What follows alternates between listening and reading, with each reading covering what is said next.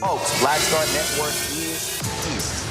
Hold no punches. I'm real revolutionary right now. Support this man, Black Media. He makes sure that our stories are told. Thank you for being the voice of Black America, Roland. Stay black. I love y'all. All momentum we have now, we have to keep this going. The video looks phenomenal. See, there's a difference between Black Star Network and Black-owned media and something like CNN. You can't be Black-owned media and be scared. It's time to be smart.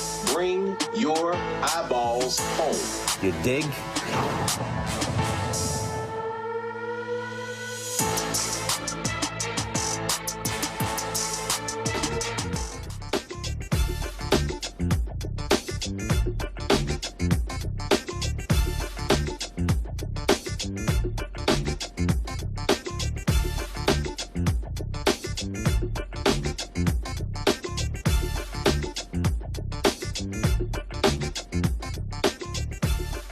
Today's Monday, March 9, 2026, coming up on Roland Martin Unfiltered, streaming live on the Black Star Network.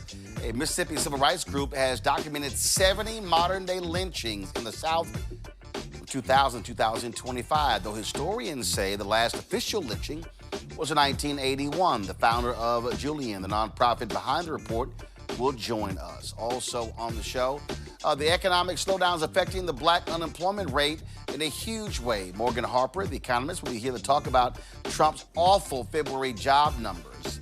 Big lawsuit in Texas related to women and minority-owned businesses. They were removed from the Texas historically underutilized business program. We'll talk with the head of the Black Economic Forum about that very issue. MAGA. All of a sudden, they actually are pretending to care about Reverend Jesse Jackson and trying to use comments made by his son because they don't like the criticism of Donald Trump. Speaking of Donald Trump, the Obama Presidential Center is going to be opening on June 18th. Trump ain't invited to the party. Oh, well. Plus, speaking of that idiot, he met at the White House for a discussion about college athletics and NIL, things along those lines. Isn't it interesting how these Republicans claim to care about free markets, yet when Black athletes start getting paid, now they want to regulate the free markets? Oh, I got something to say. It's time to bring the funk on Roland Martin Unfiltered on the Black Star Network. Let's go. He's got whatever the miss, he's on it. Whatever it is, he's got the scoop, the fact, the find. And when it breaks, he's right on time and it's rolling. Best believe he's knowing. Putting it down from sports to news to politics. With entertainment just for kicks, he's rolling. Yeah, it's all go, y'all.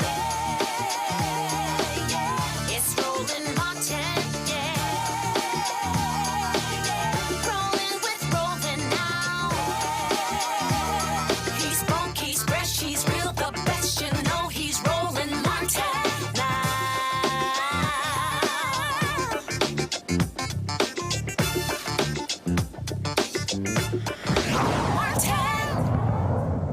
Historians say the last lynching took place in 1981. However, a new report from Mississippi civil rights group says that 70 took place between 2000 and 2025. The group is called JULIAN. It's titled The Crimson Record, identifies cases across 7 states: Georgia, Texas, Louisiana, Florida, Tennessee, Alabama, and Mississippi.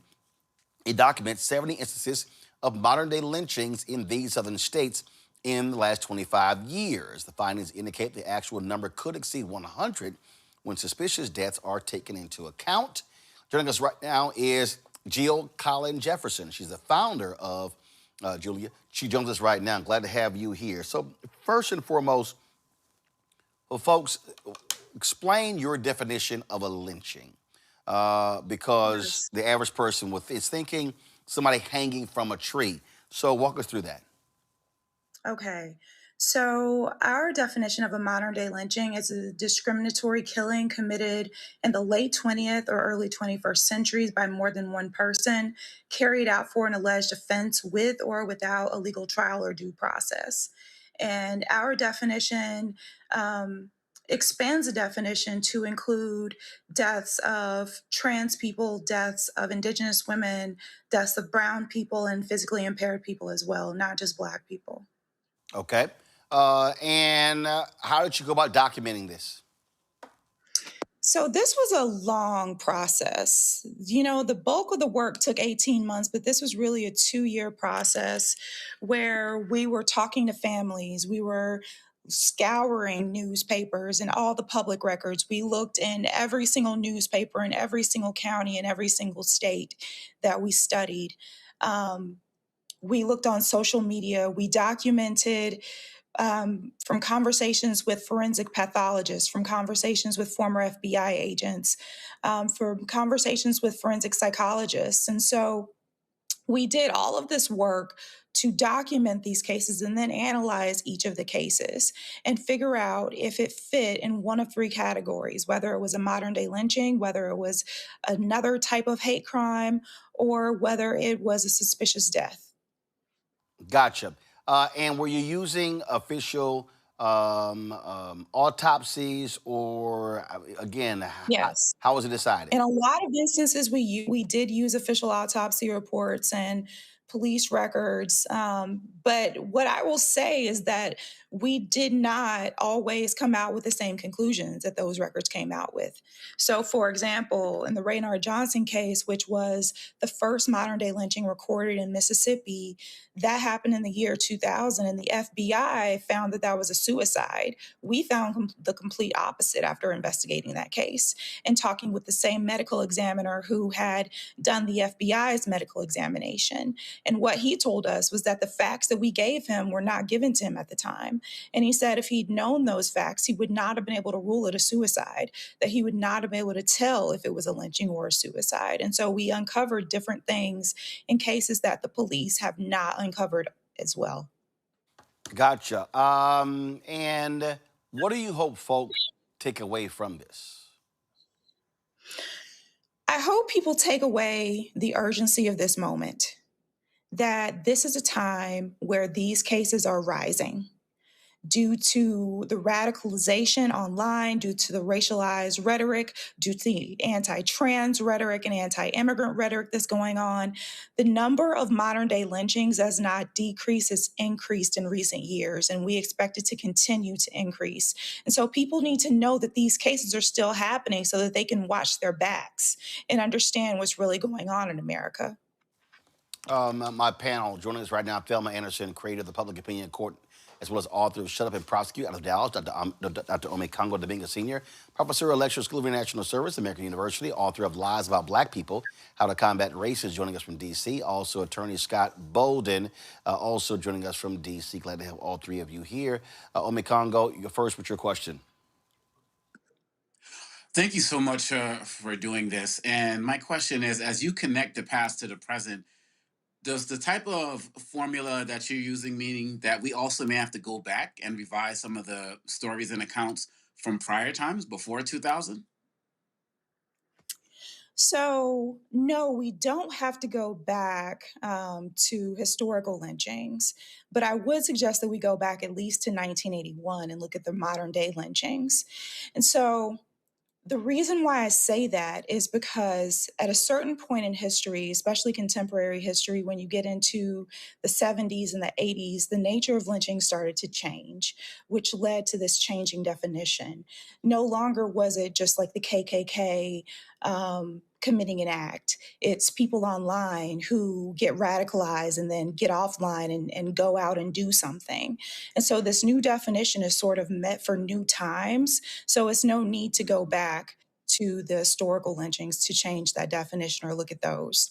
I would say, though, that there should be more examination of the deaths of Indigenous women and trans women that go back further than what we've studied.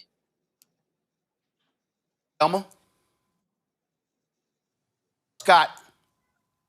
Yeah, thank you so much for your hard for work. my phone. What begs the question with your hard work and the results is that throughout your research, were there any opportunities to go back to those local jurisdictions or even the feds to say, hey, take another look at this? We think this was a lynching. It was never defined as that, but we think it merits more investigation. Did you have any circumstances like that? Yes, we did. So in the Willie Andrew Jones Jr. case, for example, that's Willie was a 21-year-old Black man found hanging from a tree in Scott County, Mississippi, in 2018. And with that case, we solved that case from start to finish and found out that it was a lynching. It had been ruled a suicide. And we took our findings to the district attorney and gave him all of our findings. We also won an $11 million civil suit in that case. But the DA, even though the Mississippi Bureau of Investigation reopened the case, the DA still has refused to charge the lynchers. And these are people who tried to lynch someone before they lynched Willie and have threatened to lynch people since, yet they're still free. We also are going to the FBI about Raynard Johnson's case, and there are certain circumstances in other cases where we are contacting local authorities. Thank you. You know, I also think that there are anti-lynching laws in most states, in most jurisdictions in the country, although it's very rare that someone gets prosecuted for lynching, but your work could be the impetus for something like that. Am I right about that? Every state, including and the District of Columbia, have anti-lynching laws. Well, states have hate crimes laws that don't specifically talk about lynching and don't really apply to the lynching context as well. They don't map over very well. But what Congress did in 2022 was pass the Anti-Lynching Act, the Emmett Till Anti-Lynching Act. Yeah. Unfortunately, that legislation is toothless.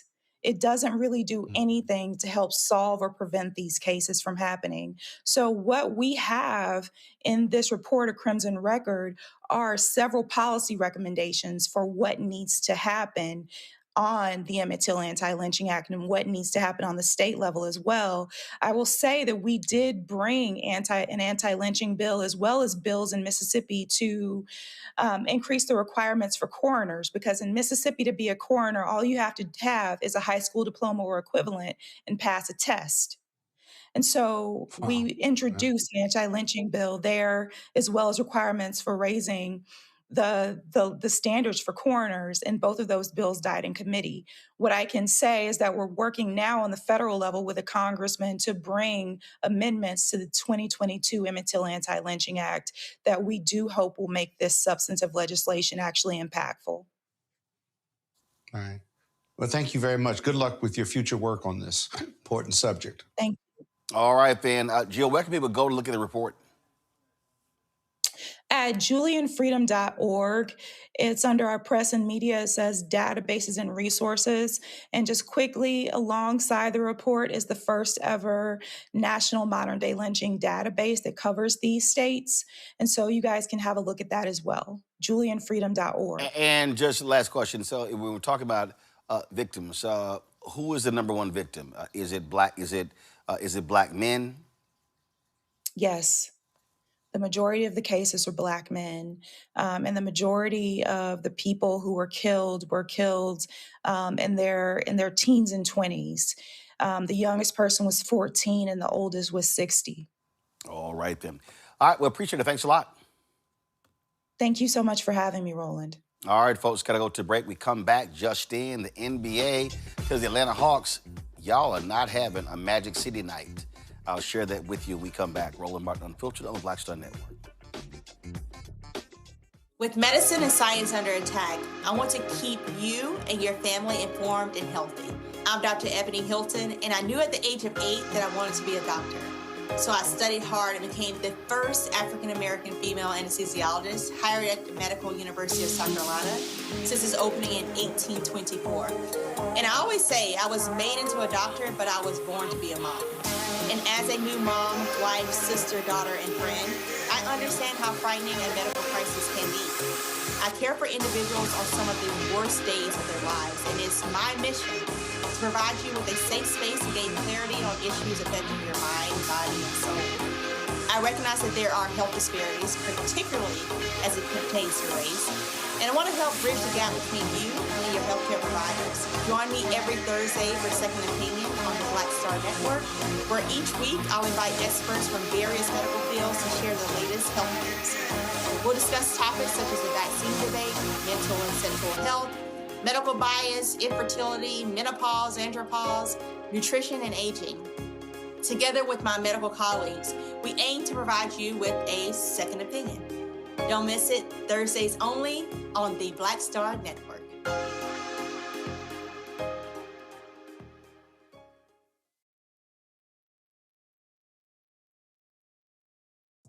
This is Bill Duke, and you're watching the Black Star Network.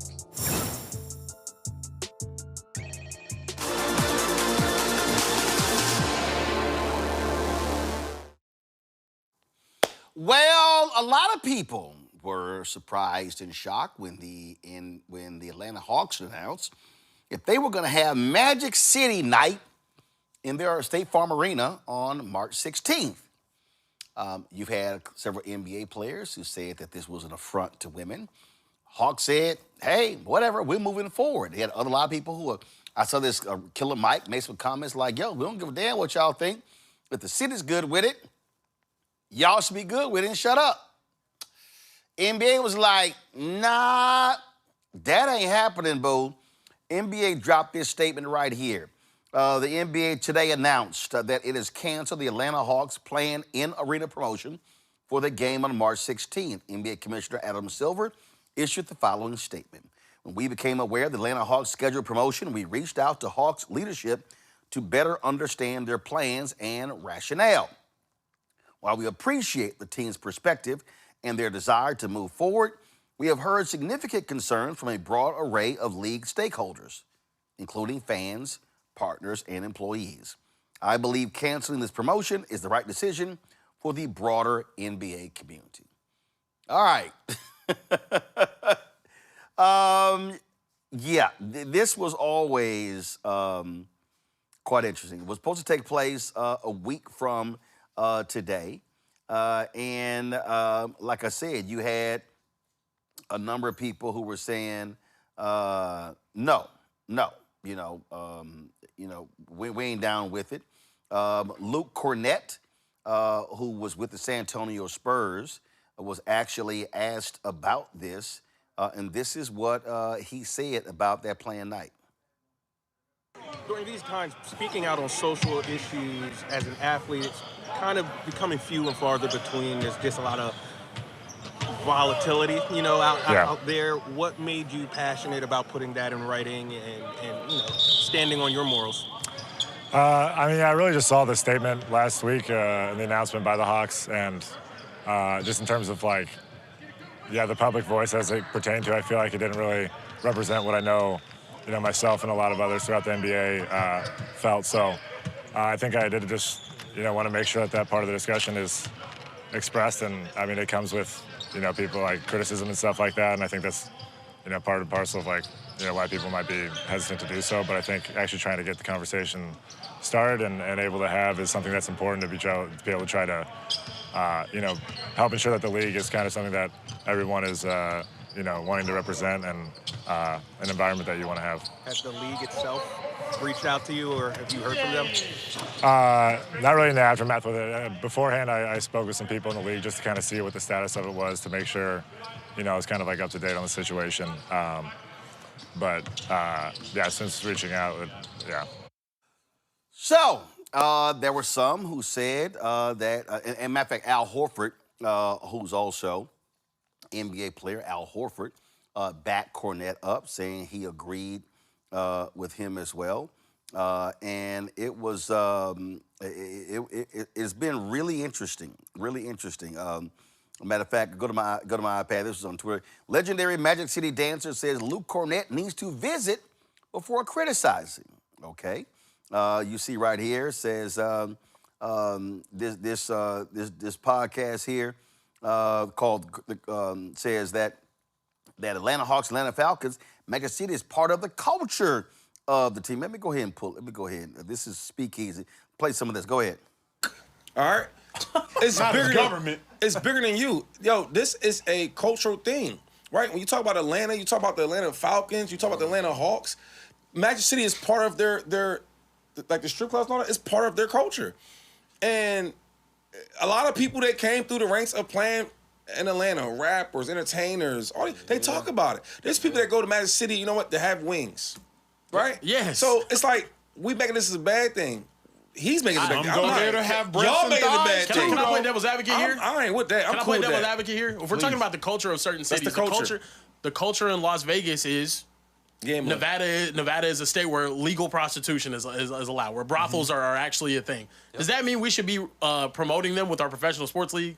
If the Vegas Raiders were just like, yo, go down to Pink Pony Club Bunny Ranch or whatever, like that'd be a problem. Even though it is a part of the culture, it's a different. What's the problem? No, they don't. Let's hold it real quick. Okay, we holding up. None of our homeboys like, yo, we going to the brothel tonight. Nobody does all that. Well, my friends don't. That's not. I'm saying that's a part of the Las Vegas culture, though. A Las Vegas culture thing is like gambling. Yeah, Vegas. of course. Okay, so that's the main things. But Atlanta's. All right, so that was one of those debates. And I saw, of course, Cameron weighed in. Protesting against this nigga. I'm protesting with you, nigga. Fuck you talking about. Protest start with that encyclopedia you wrote. I ain't listen to half that shit. Fuck you talking about all them big ass words. You know who's gonna be at Magic City Monday? T.I. expeditiously. Fuck is you talking about, nigga? What the fuck did the All big right, so all quite interesting. Let's go to my panel. Thelma, we have Thelma. Is she there? Come on, y'all. Y'all got to get Thelma's signal straight. All right, because I know she got something to say. Let me go to Scott first. Scott, folk can yell, holler, scream that Magic City is a part of the culture of the Hawks, the NBA, as well as and the city of Atlanta. Well, let's be real clear. Houston and Dallas really was the strip capital of the world with the men's club. Tampa, Florida. No. I'm talking about the men's club where it originated. Yeah. First of all, ain't no NBA team in Tampa. Okay, they barely got a baseball team there. Okay. Yeah, well, that's the strip capital of America. But what I'm saying is, when you talk about, I wouldn't know. You probably know more than I will. I probably do. Yeah, you probably do. So that's right. If I look at the men's club in Houston and Dallas, in terms of, it ain't like the Dallas Mavericks and the Houston Rockets gonna say, yo, let's have a men's club night. When you're talking about an NBA team, we're talking about a $10 billion enterprise. We're talking about advertisers, sponsors. I'm surprised it took this long for the NBA to say, no, hell no. Man, let me. I got so many thoughts. I've been to Magic City, had a ball with my frat brothers and friends and so forth and so on. It is part of the underculture, if you will, of Atlanta, as well as the NBA. But that doesn't mean you got to celebrate it. I mean, let's just talk for a minute, Roland. What were they going to do to celebrate the Magic City women Were they going to do a Hall of Fame or the top 25 in the history of Magic City? No, they were going to have polls. They were going to do pole dances they were going to have halftime. They were going to have some. Tell me what they were going to do. They were going to have some portable poles rolled out. Right now. Yeah. Yeah. So the short answer is no, and it shouldn't even gotten this far. Because see what the NBA is trying to clean up over the last 20, 30 years, because the last NBA All-Star game I went to was in Vegas, and some of the raunchiness and ratchet things I saw in public men's rooms and in public areas, quite frankly, no wonder they went to Utah later. But my point is the underbelly of the NBA is that underculture right there. And it's the NBA players and several athletes, not just the NBA. They have beautiful women. They have babies out of wedlock by 5 to 10, some of them. They have them, and they have the NBA teams have set aside rooms, family rooms, because the NBA players have so many kids by so many different women. That's the underbelly of the NBA. And the commissioner needs to clean that up.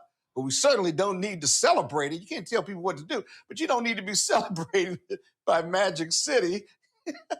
Come on, man. Come on. I'm trying to find it.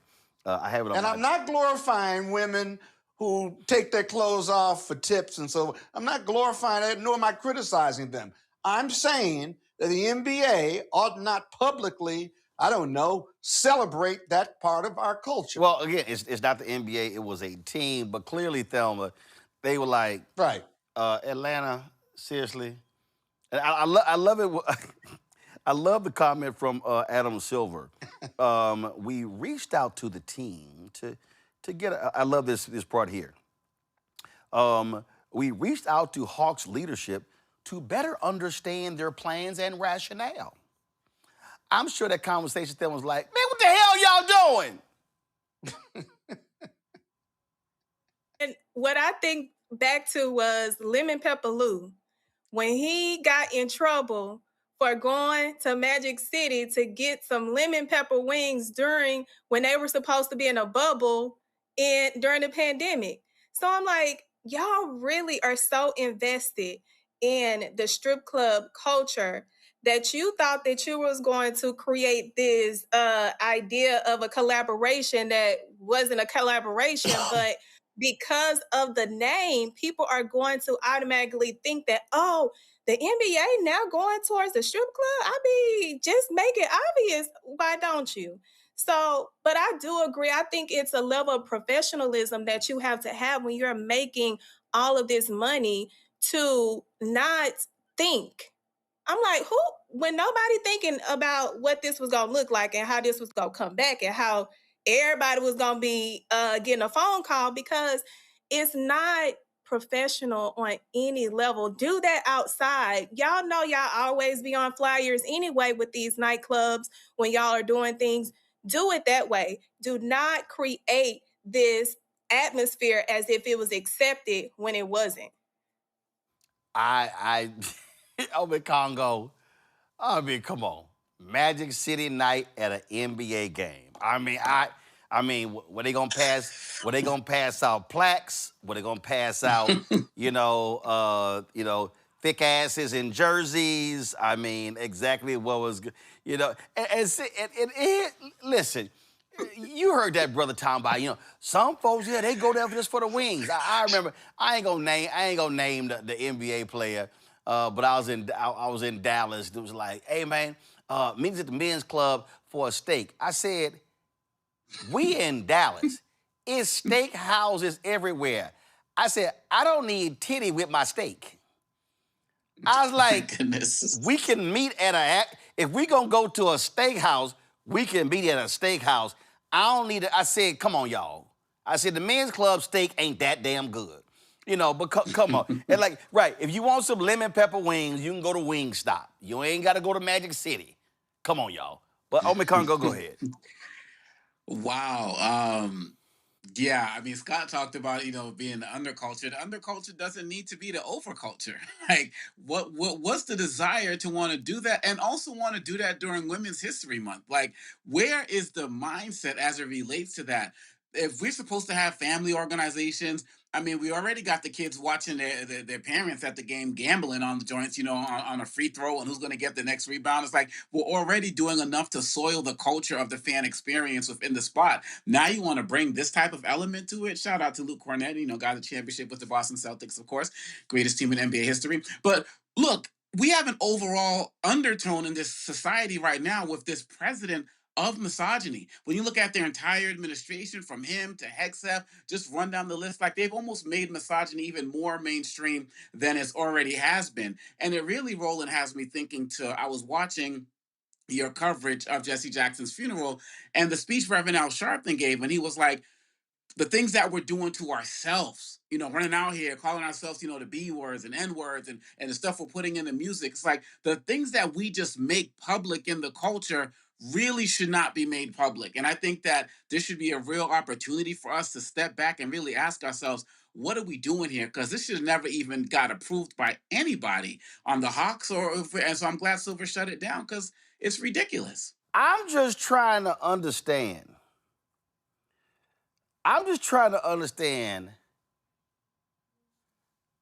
how that meeting happened. I mean, okay, I'm just trying to understand. All right, so I'm just trying to understand. All right, we in a meeting. Hey, y'all, we need some promotional nights in March. Man, let me see. Yo, I got an idea. Did y'all catch that Hulu documentary on Magic City? Oh, you know what? I think we should honor the cultural institution that it is at halftime. And wait a minute. And somebody in the meeting. Yeah, dog, you right. That's a good ass idea. Right. Oh, we could have some limited edition Magic City jerseys. Oh, let's see here. Matter of fact, we could sell some Magic City jerseys along with some Magic City Daisy Dukes. And then marketing you know what? I think, no. Get him on the phone. Get him on the phone. Right. I like somebody like, oh, we gonna make it rain that night. I mean, what's the merchandise being sold in the arena on Magic City night? Oh my God. I'm just saying, who gonna be on? Right. Like, okay, is it a halftime presentation? I mean, are we gonna have polls in the concourse? Man, listen. That's right. I'm with it. Put them out there. Of course, Put them out there. Of course, you're with it. That's why y'all have y'all Kappa Morehouse reunion at Magic City. But here's the thing, Roland. Why did the commissioner, in all seriousness, why did the commissioner have to use his time to call the Atlanta Hawks, the leadership of Atlanta Hawks? Easy. To have a discussion with them about whether Magic City night was something that they should do that's consistent with to promote the best of the NBA. Because when they got criticized, the Hawks said, we still gonna do it. And the league was like, I'll be damned. Now you gonna the league like everybody's ignorant. The league was like, now you gonna make me have to do this. Right, that's right. So for all y'all, you gonna make me deal with you now. So for all y'all who bought y'all tickets and y'all were going to the Atlanta game next Monday, the game is still going on, but ain't no Magic City night at the State Farm Arena on March 16th. All right, let's Lord have mercy. Lord have mercy. Only in Atlanta. Only in Atlanta. And let me go. And let me just go ahead and say, as the vice president for digital for the National Association of Black Journalists, when we have our convention, when we unveiled we unveiled today our convention logo. We unveiled all of our stuff today. We announced our committee chairs. We did all that sort of stuff. You can see the logo right here. This is going to be our logo. Our revolution, truth, power, and black journalism. There will not be a Magic City night at NABJ. Those look like poles. I'm just letting y'all know. No, it's not. I'm just letting y'all know there will not be a Magic City night when we have NABJ in Atlanta, August 12th through the 16th. I'm just saying. All right, let's talk about the economy, y'all. And that is, man, the jobs report came out on Friday, and I see why Donald Trump trying to blow up Iran, because the economy absolutely sucks. The jobs that we are losing, and it's beyond hilarious to listen to these maggots talk about how great Donald Trump is doing with the economy when that is not the case, y'all. The Bureau of Labor Statistics released their February report and just showed how bad it is. The labor force lost 92,000 jobs. Overall unemployment rate goes up 4.4%. Black unemployment rate going higher and higher, 7.7%. Yeah, that's real, okay? Black men, it dropped to 7%, but overall it went up, and we see what's going on, y'all. Is black women, it jumped to 7.1%.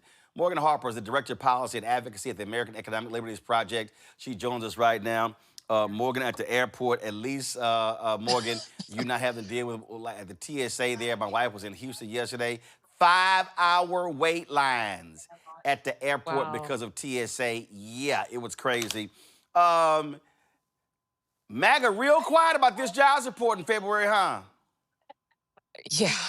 I mean, this is a very, very bad jobs report. And, Roland, all the caveat, it's just 1 month, sure. And we've heard, some experts say that, but it's a very, very bad month to see the only piece of the economy, as we've talked about month after month, that has been gaining jobs, which is healthcare, to now also be losing jobs. We saw healthcare jobs go down. That is just the latest sign that there are real problems that continue to bubble up to the surface. And if you dig into this, you'll see that there was a strike going on, Kaiser Permanente, that has a big presence on the West Coast healthcare system, had workers striking. So that's going to be the official explanation of this. But again, why is it that we have an economy where the only growth is happening through the healthcare sector? That is a problem. Manufacturing down, warehouse down, transportation down, construction down. So we'll continue to see, how this all develops next month too. But this is really troubling. I think the other, the figures you pointed out about Black unemployment, very, very disconcerting. That Black women are hemorrhaging jobs right now. The federal jobs continue to go down. That's something we have to really be sounding the alarm about. And then just overall, I mean, the things that don't get reported here, and we're starting to see more regularity with the reports of layoffs. Block, big tech company, thought of as, not some like real risky, adventurous type of tech company, payment systems, Cash App, these are well-known brands to a lot of us. They were laying off thousands of people, last week that they announced. And so we're going to continue to see some elements of job loss that are driven by things like AI, for sure. But a lot of this is self-inflicted harm by administration that has no coherent economic policy agenda. I thought this was supposed to be the golden years. Oh my God, it's going to be fantastic. Yeah, that's what we were told, and instead, what we have is a real pay-to-play administration. If you have the money that you can get a meeting with the White House, then you can get potentially your deal through, or get your industry to not face the same level of regulation.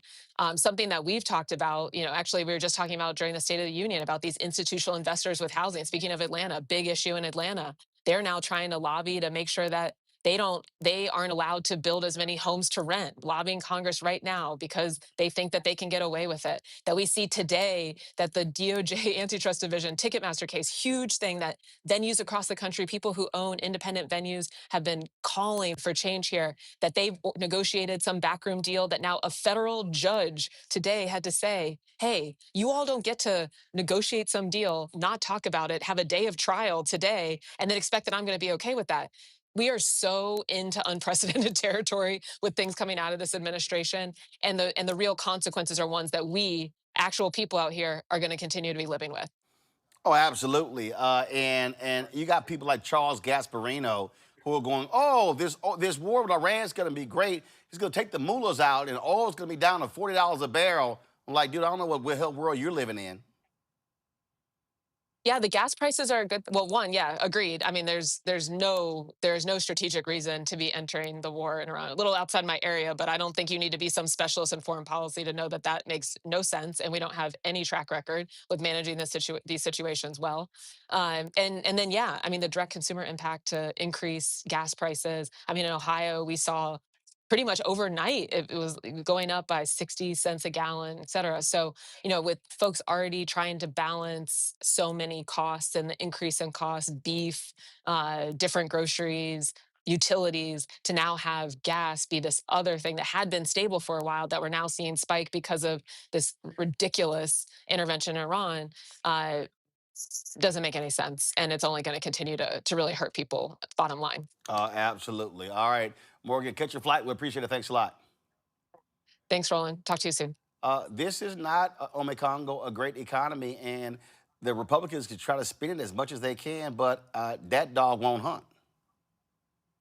Yeah, and every single day it's getting worse. As a lot of people say, the biggest sign of how poorly the economy is doing, we're seeing it every single day on billboards when we look at the gas prices. And it's, around my way over here, it goes up every single day. And I'm just looking at every sector of the economy, every sector of this country is struggling in some way, shape, or form. And we know that these gas prices are going to allow for people to not be able to get to work. So they're probably going to get laid off as well. And all of this talk, and I mean, even today, Scott Besson, oh yeah, well, once this conflict is over, prices are going to go down, and they're going to go down rapidly. Like, they have no idea what they're doing, and every single day the American people continue to get squeezed. And I'm hoping, Roland, that is finally enough for many of these guys who put Trump in office, these farmers, all of these guys who talk about having maybe a little bit of buyer's remorse or whatever, but still stuck with him, to finally rise up. I mean, this is time to be voting people out of office. This is time to be boycotting some companies that are supporting him.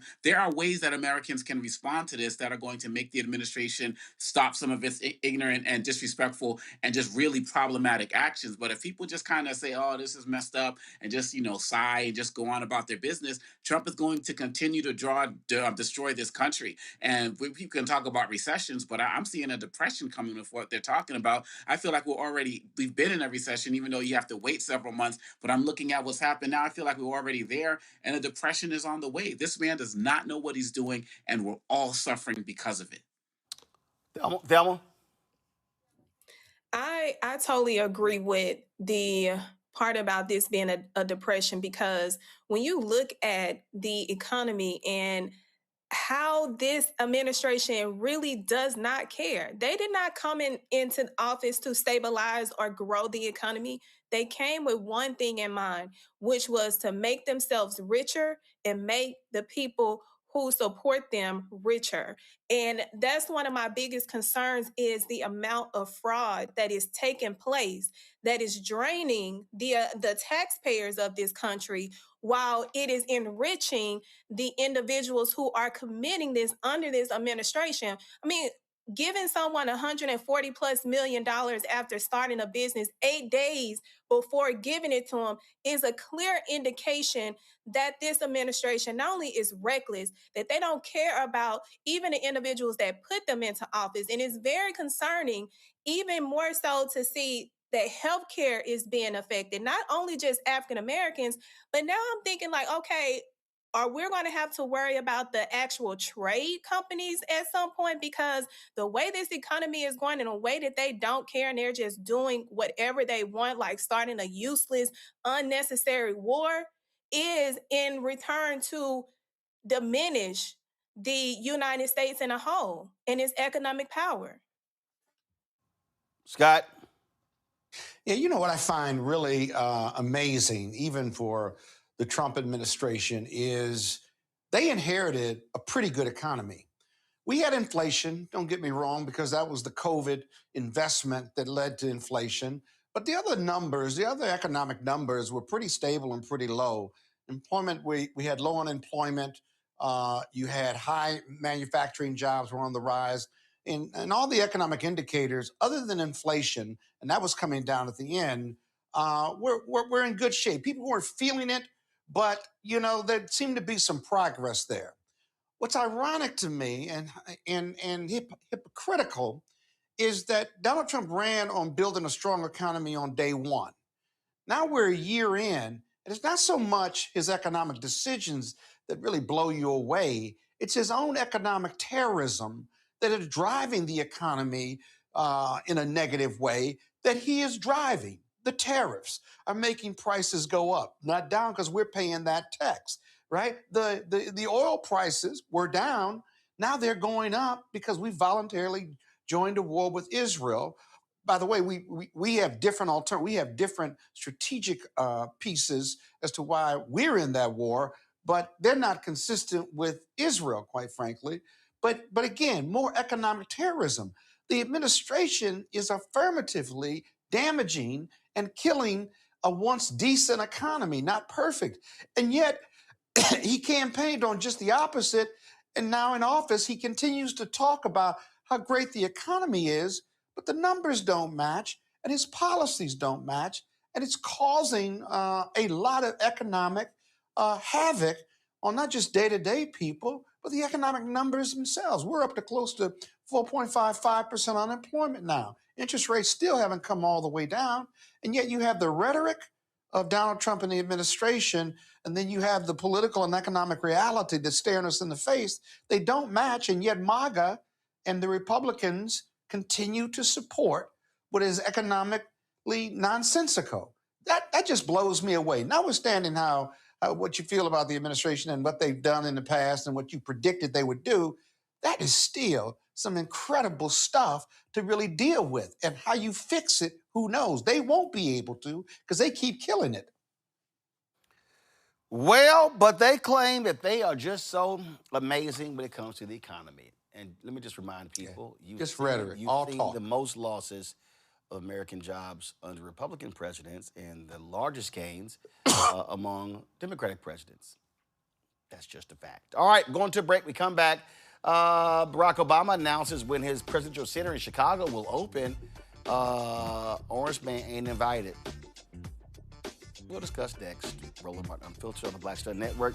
Don't forget, join our Bring the Funk fan club. Goals get 20,000 of our fans contributing on average $50 each a year. That's $4.19 a month, 13 cents a day. It goes to support this show and all the other shows on our network. If you want to contribute, please do so via Cash App. Use the Stripe QR code. You see that right here. That's also for credit cards. Checks and money order. Make it payable to P.O. Box 57196, Washington, D.C. 2003 7-0196. PayPal, R. Martin Unfiltered. Venmo, RM Unfiltered. Zelle, Roland at RolandSMartin.com. Roland at RolandMartinUnfiltered.com. Back in a moment. A decade of love, joy, and power. Black Voters Matter is 10 years old, and we are just getting started. This is love with a purpose. This is Black joy in motion. This is unstoppable power. Across campuses, neighborhoods, and back roads. Let's go! We show up not just to vote, but to be seen, to be heard, to belong. We ride together, we organize together. We remind each other that our voices matter, because they always have. Black Voters Matter is about more than ballots. It's about housing and healthcare, clean water and living wages, education, reproductive freedom, and dignity. It's about turning pain into action, turning belief into movement, turning community into power. We don't wait to be invited. We bring the energy. We bring the love. We bring the people. Because when Black communities come together, we don't just survive, we thrive. This is how change happens. This is how history moves. We organize, we build, we win.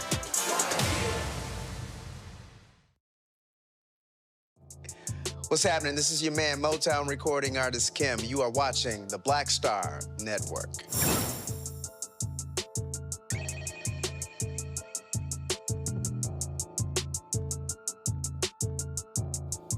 Well, folks, former President Barack Obama is set to open his presidential center in Chicago on June 18th. That's right, of course, Juneteenth weekend, if you will. The $850 million project includes a museum, library, athletic facilities, public meeting space, outdoor areas. Of course, roll a video, guys. And so Obama talked about this opening. When visitors look up at the Obama Presidential Center's museum building, they'll see three simple, powerful words. You are America. Those words come from a speech that is especially close to my heart.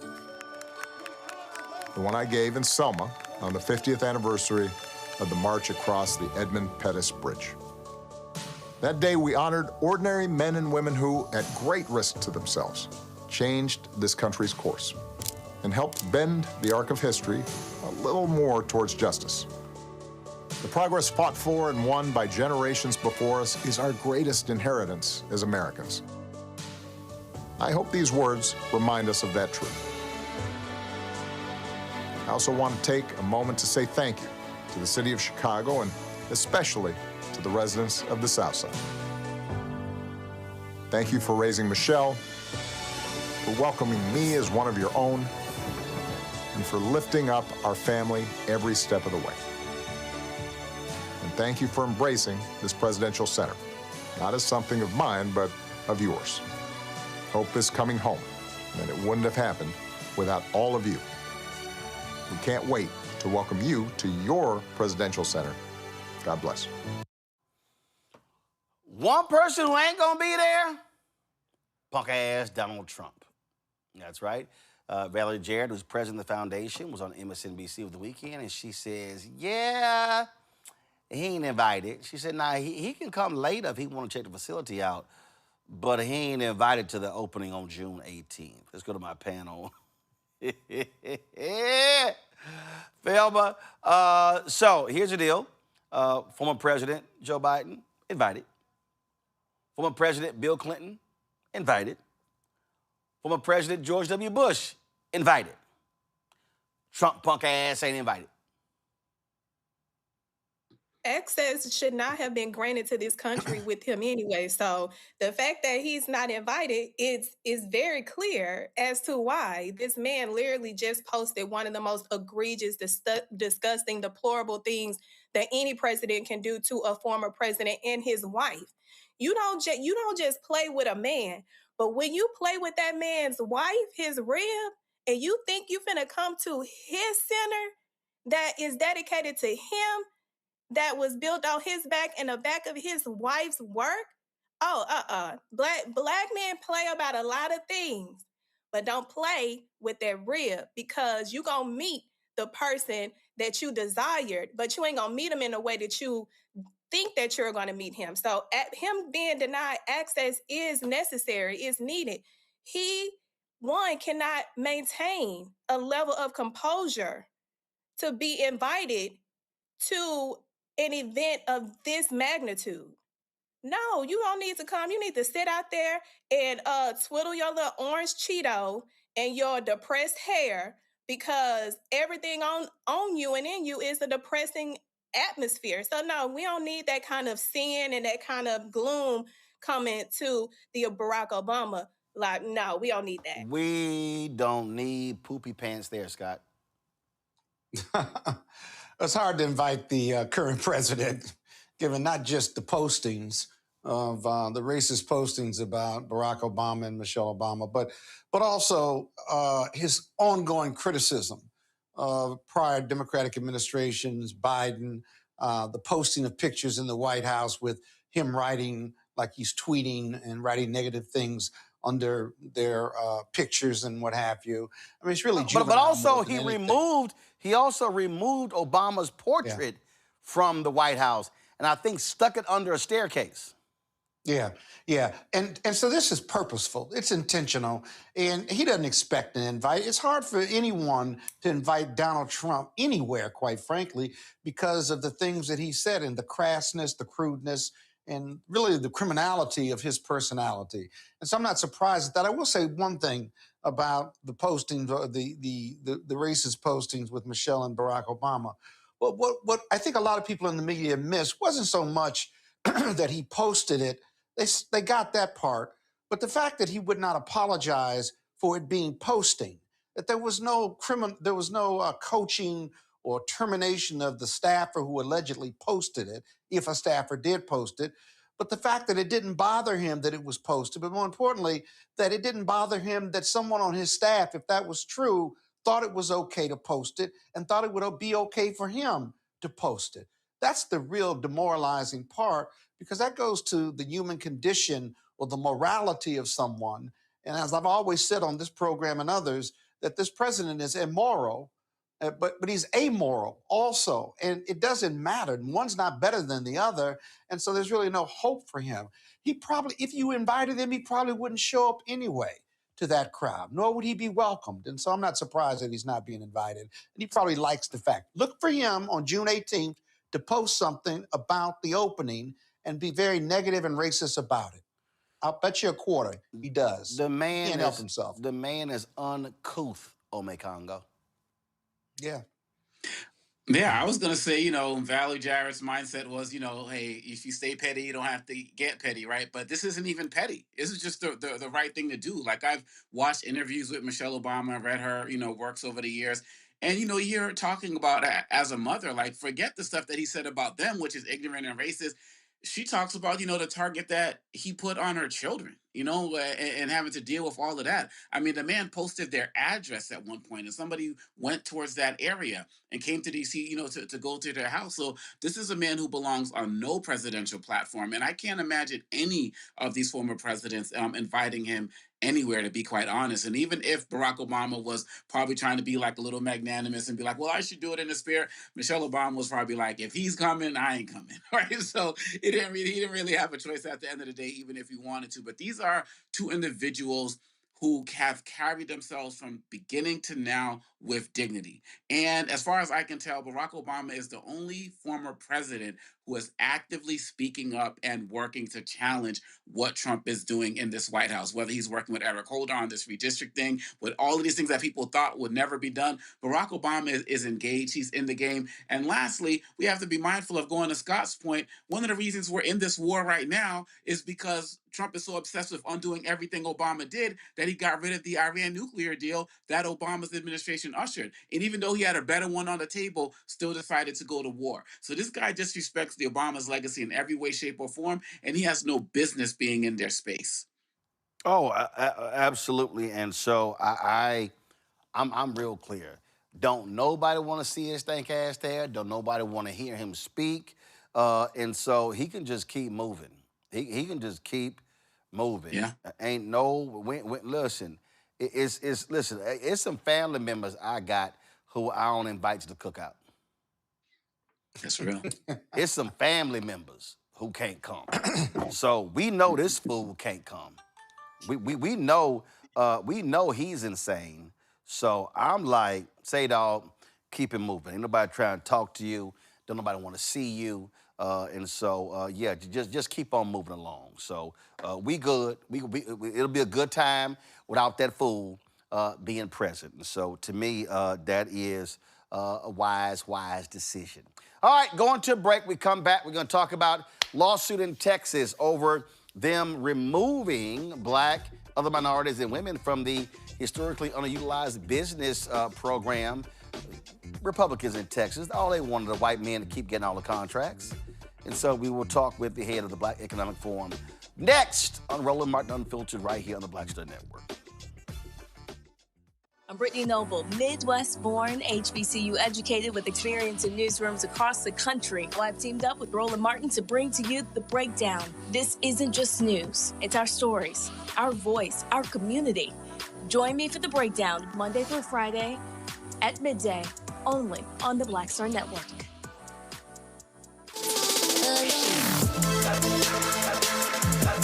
y'all. Welcome to The Other Side of Change, only on the Black Star Network and hosted by myself, Bria Baker, and my good sis, Jamira Burley. We are just two millennial women tackling everything at the intersection of politics, gender, and pop culture. And we don't just settle for commentary. This is about solution-driven dialogue to get us to the world as it could be and not just as it is. Watch us on the Black Star Network, so tune in to The Other Side of Change.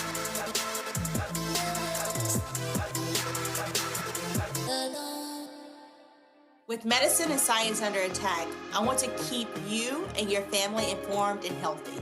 I'm Dr. Ebony Hilton, and I knew at the age of 8 that I wanted to be a doctor. So I studied hard and became the first African-American female anesthesiologist hired at the Medical University of South Carolina since its opening in 1824. And I always say I was made into a doctor, but I was born to be a mom. And as a new mom, wife, sister, daughter, and friend, I understand how frightening a medical crisis can be. I care for individuals on some of the worst days of their lives, and it's my mission to provide you with a safe space to gain clarity on issues affecting your mind, body, and soul. I recognize that there are health disparities, particularly as it pertains to race, and I want to help bridge the gap between you and your healthcare providers. Join me every Thursday for Second Opinion on the Black Star Network, where each week I'll invite experts from various medical fields to share the latest health news. We'll discuss topics such as the vaccine debate, mental and sexual health, medical bias, infertility, menopause, andropause, nutrition, and aging.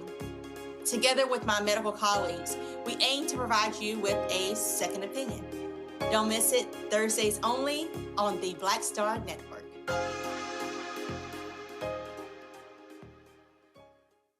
Hey, I'm Malcolm Lee, and you're watching the Black Star Network.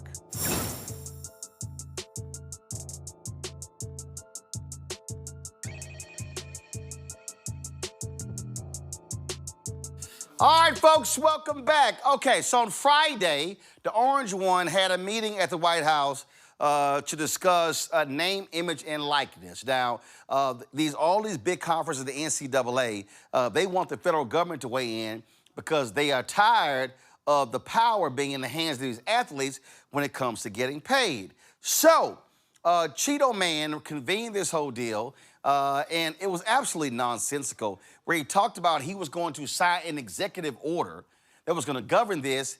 Y'all, he don't have that power. He does not have the power to govern college athletics. All right, this is what that fool said. The amount of money being spent and lost by otherwise very successful schools is astounding just in a short period of time. It's only going to get worse. So we have to save college sports and save, I believe, colleges. Ultimately, we have to go through, I guess we have to go through, I'd do an executive order. I'd love to do that. I'll probably do it anyway. We'll do an executive order. We'll see how it works, because it would be a really nice, I have a really nice, simple idea. They are canceling golf. They're canceling wrestling. They're canceling fencing. They're canceling even basketball. I thought that would be maybe immune, but it's in trouble.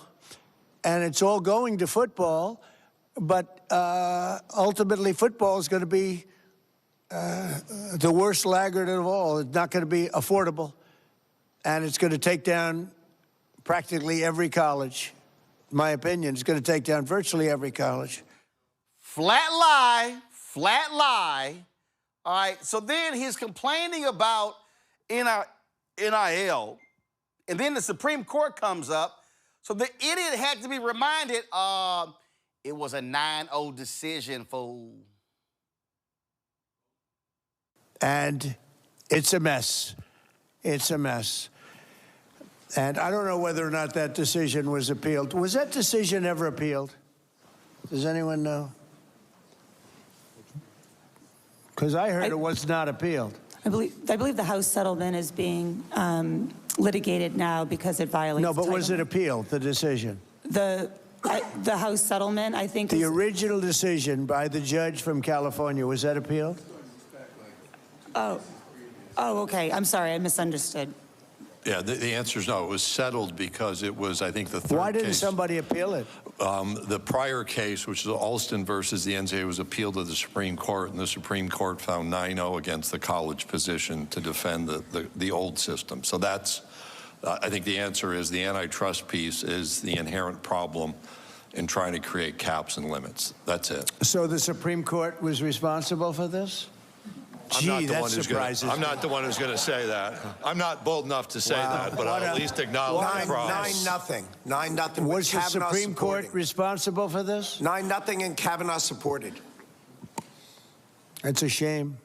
It's a shame. Yes, sir, please. Okay. A lot of people were talking at this thing. We're going to pull up this Nick Saban soundbite, which to me I thought was also pretty hilarious.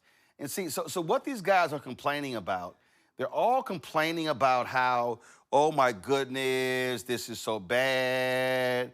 You know, it's so bad, all these schools and what's going on, and this is just so unfair. So listen to this. Life when we had the ball trying to get a first down, when they had the ball trying to get off the field on third down. So this is an unlikely position for me to be in to speak to such a distinguished group of people. Thank you. But I come here today with a question. What are the guiding principles for the future of college athletics? All athletics. I'm talking about football, basketball, Olympic sports, revenue, non-revenue, it doesn't matter. You know, my goal as a coach for my players, for our players, was to help them be more successful in life, that we would create an atmosphere and environment that would help them through personal development, academic support, 668 degrees and 17 years at Alabama, and help them develop a career as a football player. That was our goal, so that they were creating value in life and we were preparing them for their future past athletics. So what happened? You know, in this current system that we have, that became impossible to do because people, instead of making decisions about creating value for their future, they were making decisions about how much money could they make at whichever school they could go to or transfer to. So I think we have a challenge here today about the ramifications of this current system on how it helps players be successful in their future and how we can impact and create a system that will help and preserve the opportunity for student athletes to be able to have success in their future beyond athletics. So we need to develop an effective system of revenue sharing, authentic name, image, and likeness, authentic being you have marketing value, which now we have collectives, which just create opportunities, which just become pay for play. Eligibility issues where we have guys playing 6, 7, and 8 years. So you have 25 and 26-year-old people playing against 18 and 19-year-olds, which is not healthy. Transfer rules, we have over 4,000 people in the portal. Fans don't like it, support groups don't like it. It's not really healthy for players in graduation to transfer several times in your career. You really put yourself in a pickle in terms of your ability to graduate. So I think we need to come up with a system, and we obviously have to do it with the president's leadership and also with Congress probably, whether it's antitrust legislation or whatever it is, to allow student athletes in all sports, including women's and Olympic sports, to enhance their quality of life while going to college, but still provide opportunity to advance themselves beyond their athletic career, which is what the philosophy of college athletics. All right, so let me help y'all out with something, all right? Y'all just need to understand what's going on here. There's a guy named Walter Byers. And Walter Byers, for a long time, led the NCAA. And Walter Byers, again, this is the guy, y'all, who led the NCAA.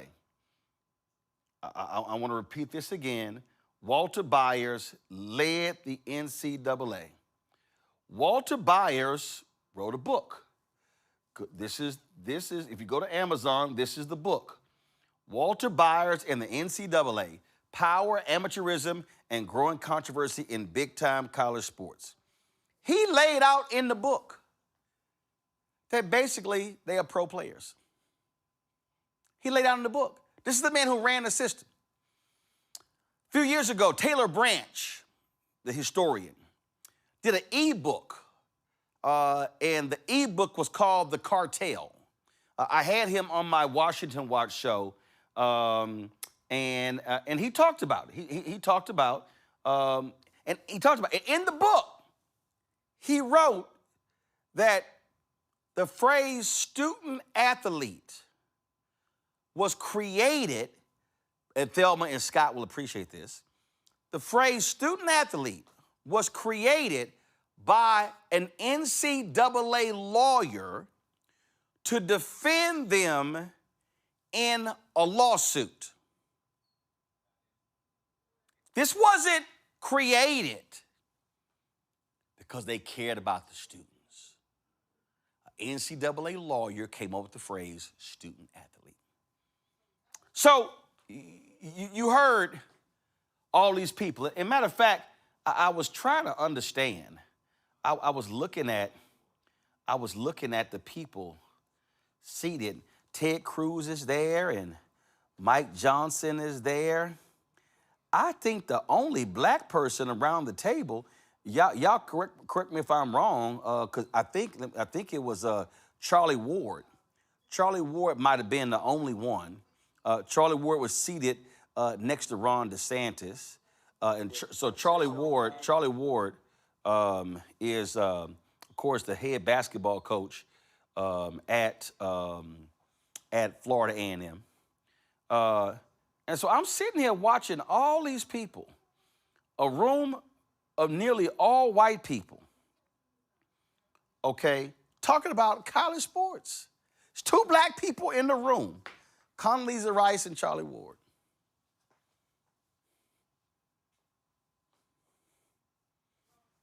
Matter of fact, let me see if I can get this shot right. I just want to show y'all. This was a wide shot of this was a wide shot of the room, and they sitting here showing the room, and it's like, okay, this is the people in the room. Ain't that many people looking like us? Okay, two. So you heard Nick Saban sitting there talking about how we need to come up with something they can prepare for their future. Well, guess what? You got some players making $1, $2, $3, $4 billion a year. They're preparing for their future right now. You got guys who are making more money as college athletes. You've got women gymnasts. It's a white woman at LSU. She don't ever want to leave college. She making millions of dollars because of NIL. She ain't never gonna make that money when she graduates. So I'm confused. You're concerned about their future when the present money they making is guaranteeing a future. See, y'all, do you know the system that they used to? The system they used to is a poor black boy. We gonna mama, we gonna take care of your son. We gonna give your son an education. We gonna make sure he go to class, and we gonna feed him, and he gonna give his all to us, and we gonna make millions, and your son, he gonna get an education. Well, why Nick Saban tripping? Nick, we all know Alabama was paying players under the table. So was the University of Texas, Texas A&M, Auburn. We can go down the line. Now the system is now money above the table. Now the reason they mad, well, ain't no loyalty. So now we concerned about money? Do y'all know last year, coaches were fired, and it was $280 million in guaranteed money paid out because of their buyouts. Signetti, who just won the championship from Indiana. Indiana raised his salary to $13.5 million. So I'm confused. So Signetti and Lane Kiffin, And all so the coaches get to get paid. Y'all, let me help y'all out. Nick Saban, 7 national championships. They took care of his house, low interest loan. Y'all do know Nick Saban has a couple of car dealerships in Tuscaloosa, right? Oh, y'all didn't know that, huh? Mercedes dealership. Nick getting paid. He was getting paid on the field, off the field. So now all of a sudden, the players, black players, some white too, are now getting paid. Now, oh no, we've got to regulate this system.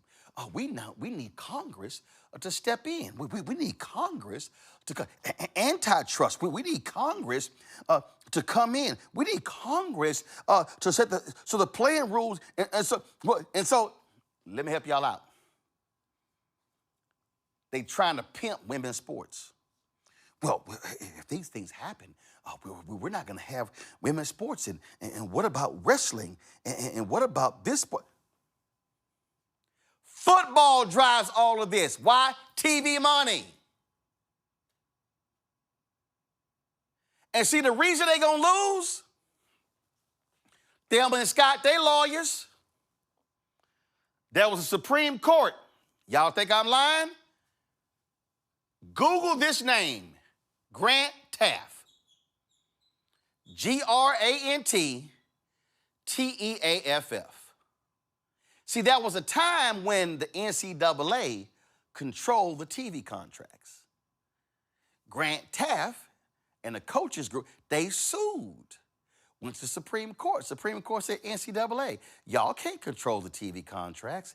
That's how the conferences got control of it. Now, I remember when Eddie Robinson testified, and he said how this was going to create an unfair advantage, and he was right. But y'all, this is where the money comes in. The reason they want Trump and Ted Cruz and Mike Johnson and Republicans and Democrats to step in, because the schools hate the fact that the players are no longer having to be emboldened by slave contracts. The player can say, yo, I'm here for a year, pay me, I do great. Another school is gonna sit here and offer me more money. I'm gonna hop to that school. They can't say, the players, they no longer have the loyalty. Oh, the players, we don't look at them in the same way. All of the ways that we used to, what happened to team unity? These things no longer exist. No! Because y'all been making money. Do y'all know the head of the NCAA who stepped down recently? He was getting $1.9 million a year. These schools making money, athletes signing autographs and helmets and jerseys. Remember Pryor, Terrell Pryor, got suspended at Ohio State because he was signing hats, helmets, and jerseys and got paid for it and got suspended. Johnny Manziel came on later and admitted he got $35, $40, $50, $60,000 because Johnny Manziel said, hold up, how the hell I win the Heisman in Texas A&M, I got to sign jerseys and helmets, and they could turn around and auction it off for $10,000. That's my jersey. That's my signature. Y'all better ask somebody. Ask the Odom brother who sued the NCAA over the EA Sports game. Because the NCAA said, no. That's not you. Hold up, y'all got a Tim Tebow player play for Florida, number 15, and the black marks under his eye, built like Tim Tebow, run like Tim Tebow, throw like Tim Tebow, but it ain't Tim Tebow. Y'all, the doggone game actually had the Cincinnati Bearcats, and they had a player built like, looking like, playing like Oscar Robertson. Oscar Robertson hadn't played for Cincinnati in 60 damn years, but they were making money off of his likeness. They sued, went to federal court, they asked lost. Y'all, they've been making billions off of black talent. They've been sharecropping. And now all of a sudden, oh my God, the system is just grossly unfair. This is just not right. But I thought, Scott, Republicans love the free market. I thought the Republicans said, let the free market decide. I thought the Republicans were super believers in capitalism. Scott, what happened? Well, that's all true until it comes to black folks and black athletes. If you have any melanin in your skin and you are free and you can make $1, $2, $3 million, you got basketball players at NCAA Division I schools who you probably never heard of. They got NIL money at $2, $3 million a year. The boy at Miami who left Georgia, I forgot his name, quarterback. Miami was paying him $4 million. Exactly. $4 million a year. But you're right about the exploitation, though. You ought to spend more time on this, that for decades and decades, these colleges and these TV contracts that give them billions dollars of not just money, but exposure. And all you had were these student athletes who were working out and running the football and shooting the basketball. And they said, we're going to give you an education. Without this basketball scholarship, you wouldn't be able to get an education. And that's more valuable than the billions or millions we're making off you. We're not making off you. We're just in the entertainment business. You're the entertainer, and we're going to make you a college education. We're going to give you a college education. And then what happened? Then they start running the numbers, top 25 schools, NCAA Division I. How many of these athletes were graduating from four-year institutions or getting degrees? A small percentage of them. So they had to change that. So they made that better, I guess. I don't know what the statistics are right now. But now we're going to pay them. 9-0 Supreme Court decision. Now we're going to pay them. They can make millions in college, which they will never catch up to what these institutions have made off the backs of black and white athletes. Black, brown, and white athletes, right? Because I understand what you're saying about exploiting the black athlete because they come from challenged neighborhoods and challenged backgrounds, but they exploited brown people too. And white folks by giving them an education. It made absolutely no sense. Those kids wrestling aren't coming from millionaire homes. And so it's just catching up or trying to. But see now, if they fix this legislatively, right, and it passes while the Republicans are in control, it's going to take all that money away, and now we're going to go back to making college sports great again. But guess right. First of all, and we say great again. More money going back to the schools. Go to my iPad. That's right. Go to my iPad. Thelma, it was 1984 of the NCAA versus Board of Regents of the University of Oklahoma, 7-2 decision where the Supreme Court ruled that the NCAA controlling TV contracts violated antitrust laws. That ruling is what created the conferences being able to negotiate their own deals. Notre Dame being able to negotiate their own deal with NBC. They are mad because, Thelma, they no longer control the slaves. They mad. The slaves are like, yo, we can walk. We can go now. Now they mad. They're mad that players could sit here and say, how much? Listen, BYU all of a sudden is signing top basketball. What no brothers trying to go to BYU to play basketball? But guess what? Them Mormons out there in Utah going, sure, we gonna make it rain. And see, now the way the game work, all you need is one billionaire. Texas Tech got one billionaire. Homeboy sitting there like, I'm gonna fund the $25 million every year. That's how Texas Tech got into the playoffs. So they are mad because the players now, they can't use that BS against them. Now you play hard for 4 or 5 years, and then you'll get your money in the NFL. The players like, no, run me my money right now. Listen, one thing that I think of is they want to make athletes poor again. That's their whole goal because now they got to work. And I said this when this whole argument and this framework started happening when I was in law school back in 2013, when they started this whole process. I said, this is a great idea. Like, these athletes need to get paid. Y'all are getting rich off the backs of athletes, and all you are offering them is a measly scholarship that you can take from them at any moment. Not even a scholarship. It's not a scholarship. It's a grant in aid that renews every year. Exactly. They can rip that at any moment So why not pay them for their name, image, and likeness? They are bringing the people to the seats. They are the reason why the boosters are showing up and spending the money that y'all are asking for over and above. What they don't like is these athletes are getting their opportunity to operate themselves as a business. And when you are operating as a business, you're going to go where you are not tolerated, but you are paid.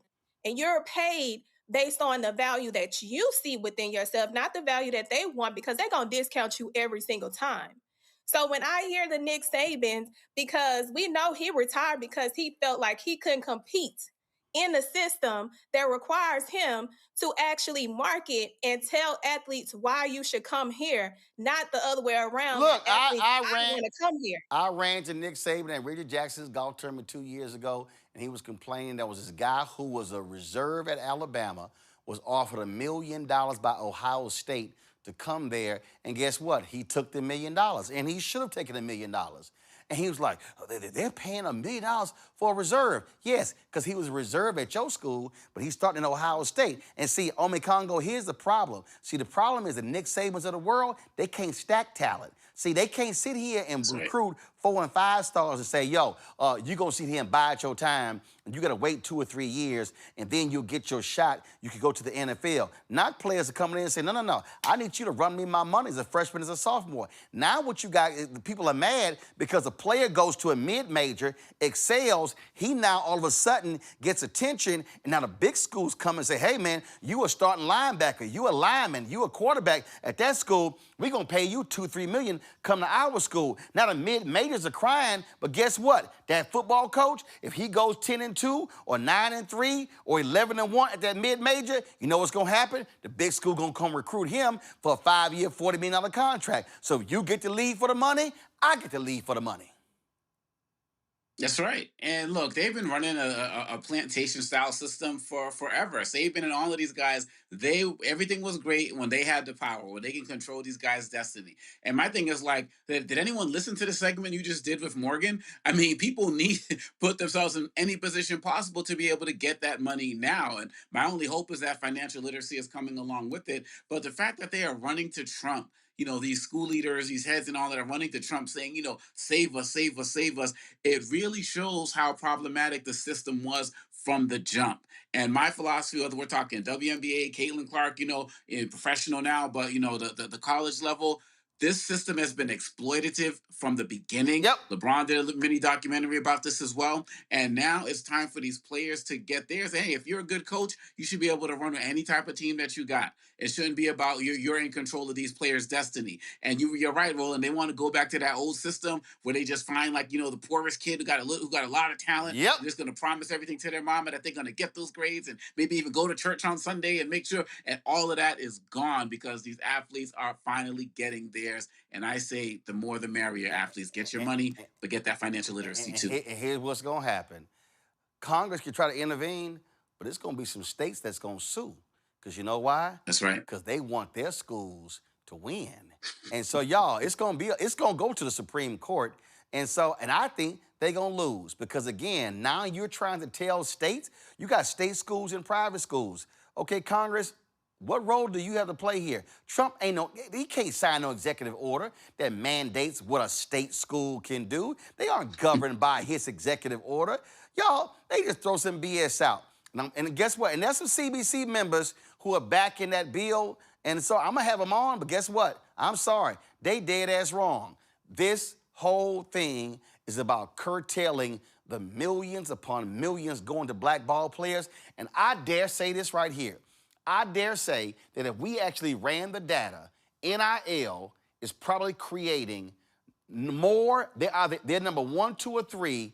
They are creating more black millionaires on an annual basis per capita than any other industry in the country. I want y'all to think about that.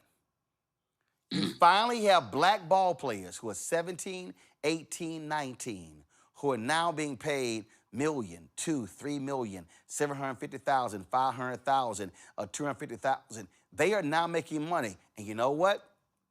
You now have high school players who are looking at NIL deals. So now all of a sudden, unlike in the last 50, 60 years, you now have black parents who are understanding the financial game at an earlier age. And so they ain't dealing with the illiterate black parent who has no idea, because now you've got these black parents who are talking to financial advisors. Now, guess what? That needs to be regulated, because you got some charlatans out there, but they can't stand the fact that the ball players now have leverage.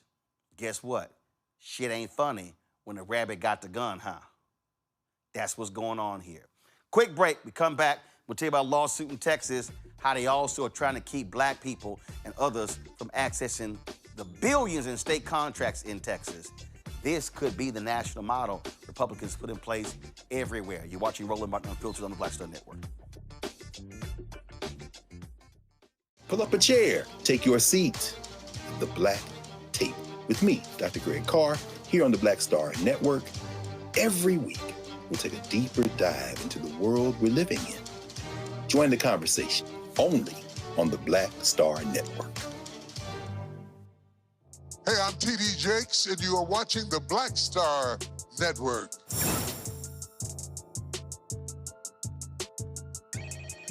$250 billion. That's how much Texas spends every year on contracts. Now they have removed African Americans, minorities, and women from their Texas hub, historically underutilized business. Why? Well, they MAGA. The Republicans there want to call it DEI, and that's the game that they're playing. Then, of course, what that's doing, that's freezing out people of color. Now, I want you to also keep in mind, 60% of Texas is minority.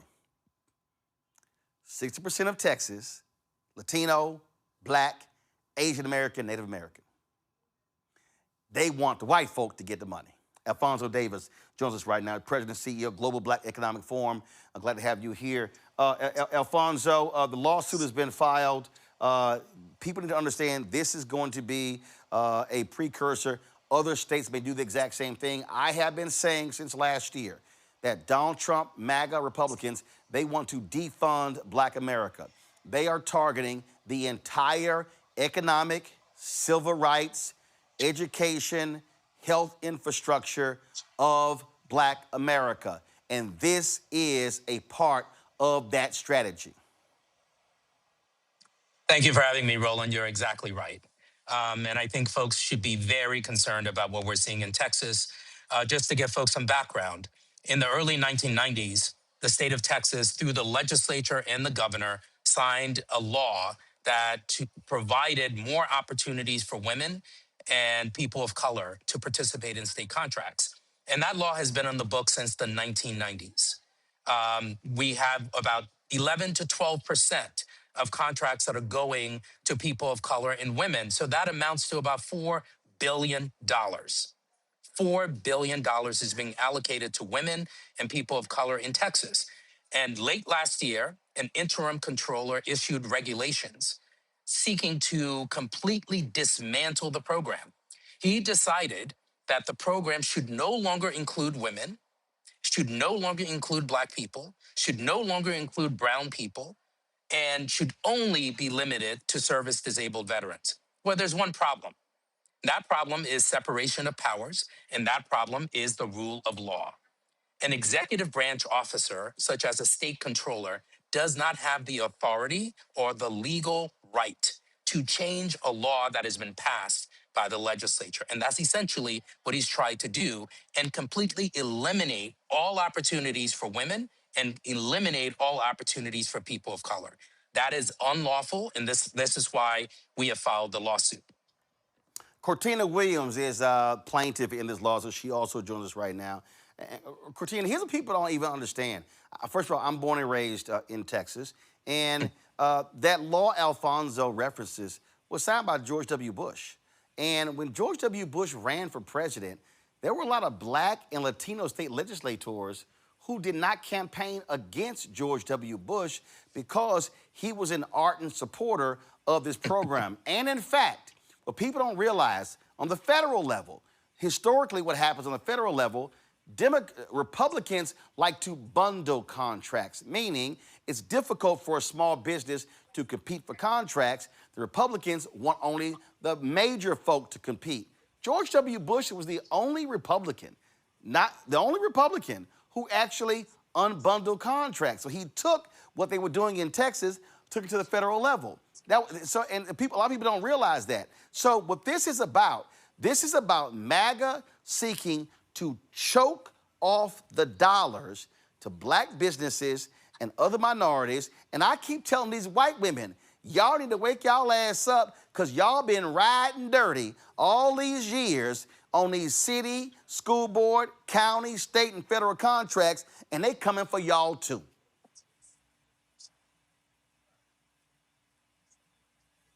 Cortina? Yes, sir. Go ahead. Hi, I'm glad to be here, Roland, and thank you for having me. Just share go ahead. Share your thoughts why you are a plaintiff in the lawsuit. I'm a plaintiff in the lawsuit because when I started my business, everyone wants to be an entrepreneur for one reason, several reasons, but the main reason is to be your own boss, to call your own shots. And so I became a business owner so that I could call my own shots. And I built my business model around the hub certification because that allowed me to compete for major contracts based on my qualifications and my work performance. And so that is why I became a plaintiff of this lawsuit, because that right to compete competitively, I still have to bid. Nothing will be given to me, but I can sit down at the table with everybody else and bid on these competitive contracts. That has been taken away from me by decertifying the hub certification. So that is why I became a plaintiff in this lawsuit, so that I could stand up for my right to be competitive and get part of the monies that are out there in these contracts. Roland, if I can also go ahead. just Alfonso, make go ahead. a point that, Cortina is raising here, because what has affected her has affected more than 15,000 businesses throughout the state of Texas. Let that sink in. We have more than 15,000 businesses in the state of Texas that were decertified, meaning they went through the process of getting certified. They proved that they were qualified. They proved that they had the experience. They proved that they could do the work. They were certified by the state of Texas. And then the state of Texas assigned them a property right to compete in the contracting process. With one regulation issued by an executive at the state controller's office, all of that gets wiped away. More than 15,000 businesses are no longer certified in the state of Texas. And that's important context. Cortina is one of more than 15,000 people that are affected by this policy. And this policy is illegal, is wrong, and has to be reversed. So who does that? The courts. So, and that's what we're reminding the controller, right? We have separation of powers. We have the legislature. They pass laws. The executive implements those laws, and the courts, the judicial system, determines whether or not those laws are constitutional and in compliance with federal and state law. An executive branch officer does not have the right to say, oh, I see the legislature passed the law. I don't like this word. Oh, it's been happening. I don't like this paragraph. Alfonso, this has been happening all across Texas. I mean, the attorney general, I know the intent. It's like, no, you don't. I mean, so this is what they've been doing. But again, this is the same thing Donald Trump's doing in D.C. Their whole deal is, damn the laws, we get to determine, since we now in power, what should be done and how it should be done, which is why I keep telling people, if you don't vote, this is what happens when they are in power and they have complete control and authority of the entire process. Exactly right. This is about our exercising our civil rights to vote and to have our interests represented by people that are supposed to represent our interests. So if you don't vote for legislators that are going to ensure equality and equal opportunity, then you're going to have a problem if those elected officials are advancing pieces of legislation that devalues your interests or potentially ignores you entirely. But here we have the opposite. right? We have the legislature that passed the law in order to create greater opportunities. And then someone in the executive branch decides that he doesn't like that law. And you're exactly right, Roland. This is not just about Texas. It's about all over the country that we're seeing people seeking to ignore what's happening through the legislative process.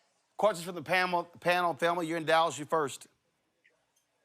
One of the questions that I have specifically is, what do you think the strongest argument when appealing this decision to the top?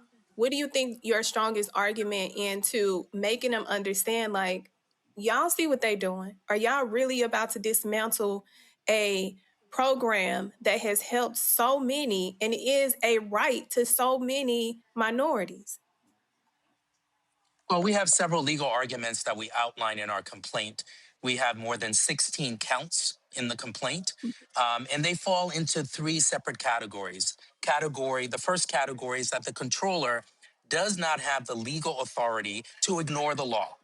That's just simply, as a matter of law, an executive branch officer can't ignore the law.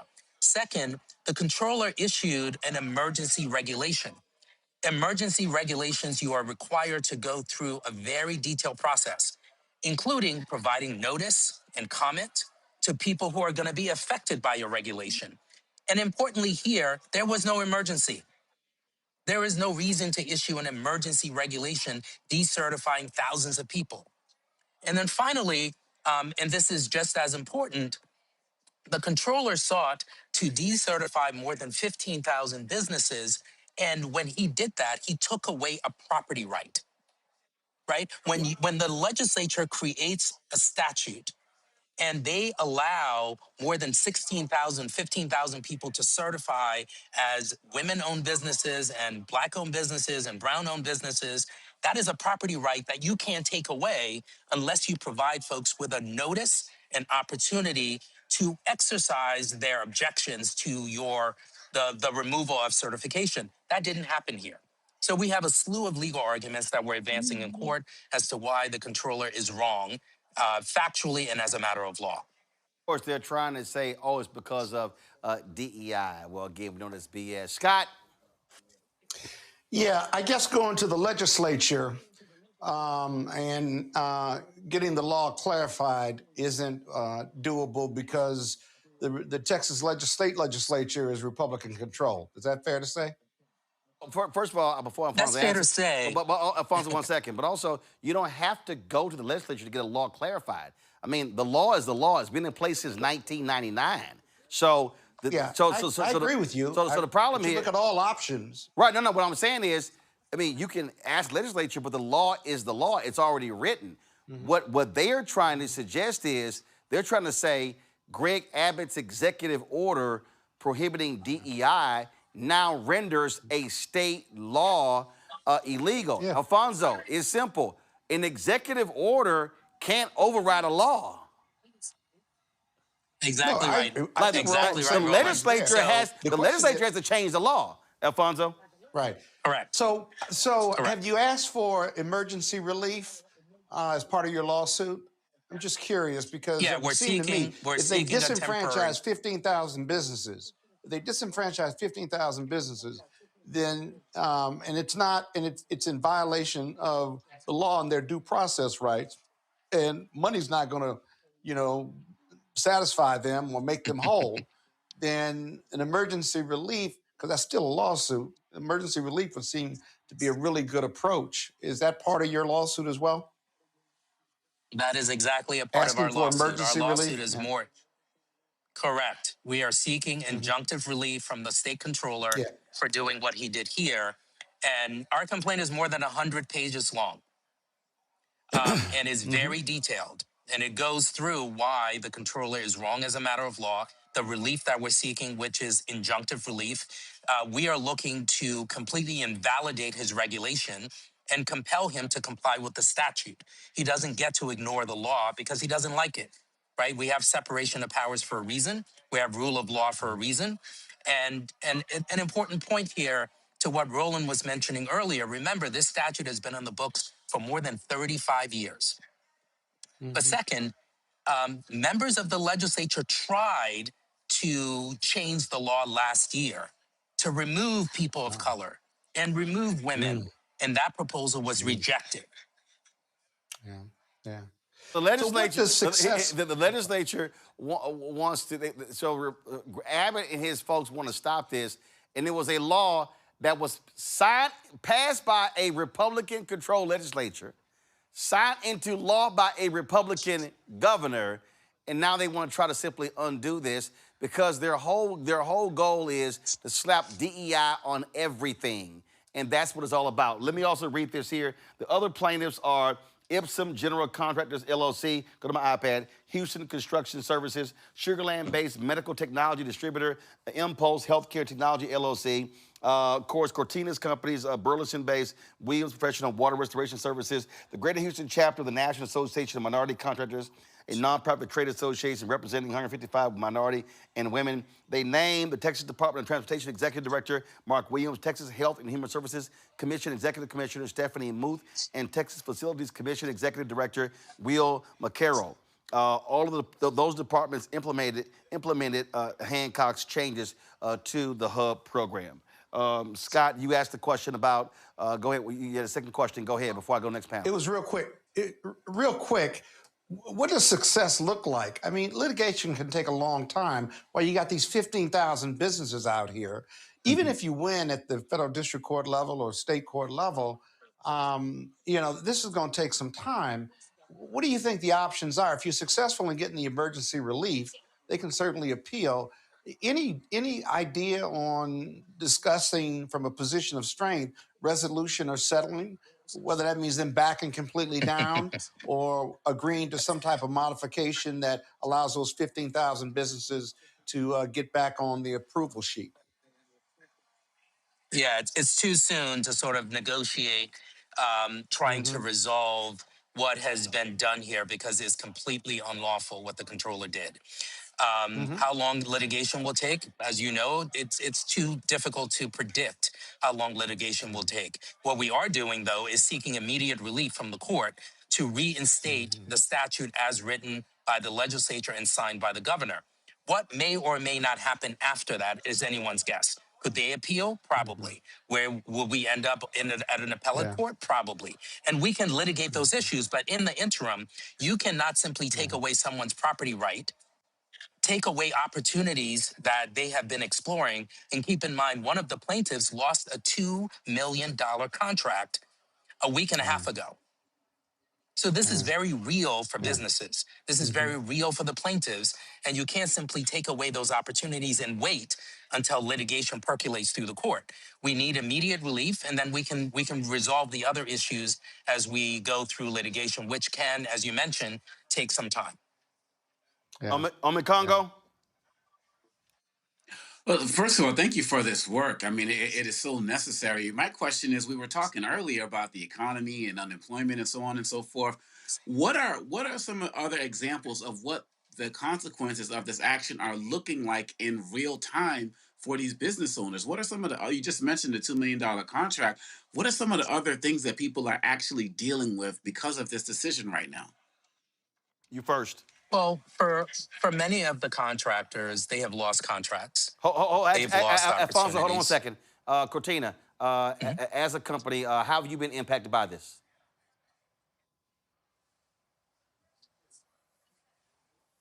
Negotiations with two different entities when the hub decertification came about, and those just went silent.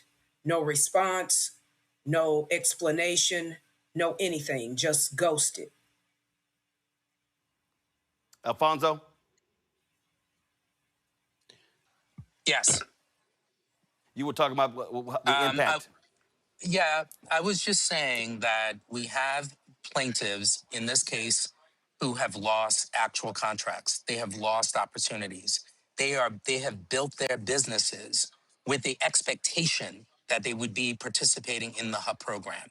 So we can't simply wait for a year or 6 months because some of these folks may be out of business. right? And so that's really important for us to consider as we are thinking about the meaning of this case, why this case is important to the point you raised earlier, Roland, when you started the segment. This could happen in other parts of the country. So we have to fight back. Again, as I said, they want to defund Black America. Cortina, I appreciate it. Alfonso, I appreciate it. Thanks a lot. Thank you so much for having Thank us. You. All right, folks. Let's go to Black Star Network headlines with Brittany Noble. A Cleveland mother has been charged with murder after 2 Black girls are found in a suitcase. You may recall that we mentioned this case last week. Investigators say 28-year-old Aaliyah Henderson, who was the girl's mother, has been indicted on 2 counts of aggravated murder and is being held in the Cuyahoga County Jail. She was booked on Wednesday, 2 days after the girls' remains were found on Monday evening by a dog walker near their home on the east side of the city.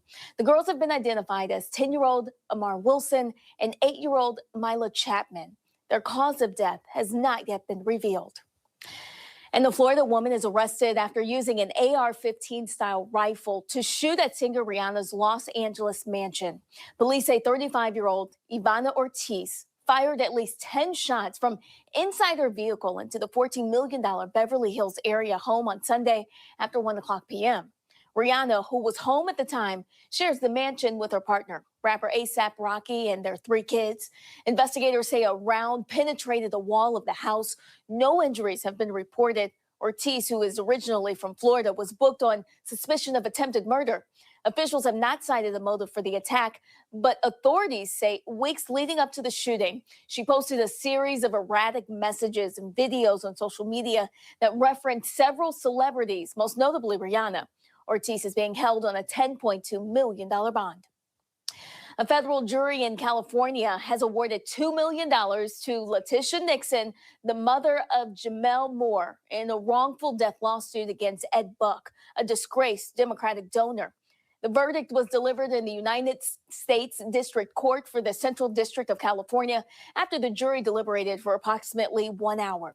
The jury, consisting of 5 men and 3 women, unanimously found Buck civilly liable for Moore's death and awarded Nixon damages for the loss of her son.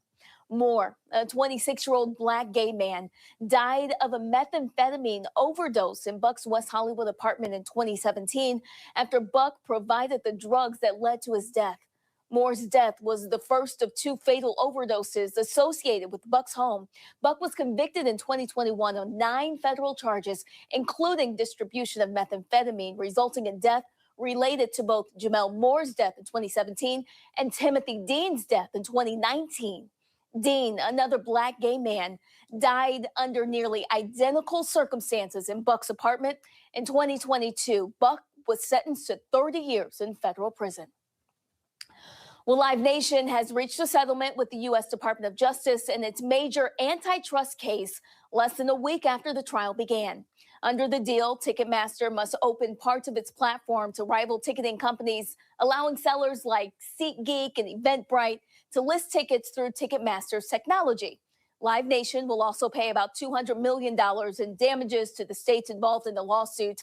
The case, filed in May of 2024 by the Justice Department and 40 state attorneys generals, accused the concert giant of maintaining an illegal monopoly over live events through its control of ticketing, venues, and artist promotion. The settlement also limits Ticketmaster's exclusive venue contracts to 4 years and allows venues to sell some tickets through competing platforms. Well, Fox News is apologizing after mistakenly airing the wrong video of Donald Trump during a coverage of a solemn military ceremony.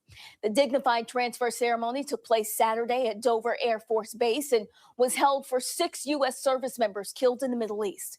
The network says archived video of Trump without a baseball cap was accidentally used during 2 Sunday morning broadcasts instead of video from the actual ceremony, where he was wearing a USA baseball cap. Some critics are questioning whether the mistake was intentional.